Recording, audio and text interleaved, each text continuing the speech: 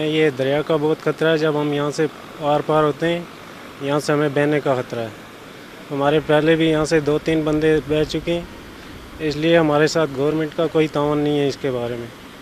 ये जो J&K government है, हमें धोखे में लगाया इसने। ख़ासकर पुंछ के जो लीडर हैं, ये वोट मांगने के लिए तो आ जाते हैं, लेकिन ये हमारा मसला हल नहीं होता। हमें यहाँ पुल की ज़रूरत है। तो कितना खतरा रहता है जब दरिया क्रॉस जब दरिया क्रॉस करते हैं तो हमें तो पूरा अपनी जान का खतरा रहता है कि हम बह ही जाएंगे, लेकिन 2-3 बंदे मिलकर किसी बड़ी मुश्किल से दरिया क्रॉस करते हैं। हमारी ज़मीनें उस तरफ हैं दरिया के, हमें मजबूरी मारे जाना पड़ता है। तो इस तरीके गाँव पड़ते हैं? ये हमारे तकरीबन 10 गांव का मसला है। इसमें गवर्नमेंट का कोई हमारे साथ कोई ऐसा तावन नहीं है।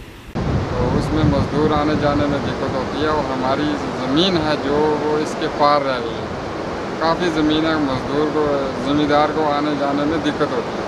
तो आधा फसल जो है ज़मीन में इसमें दरिया में बह जाता है।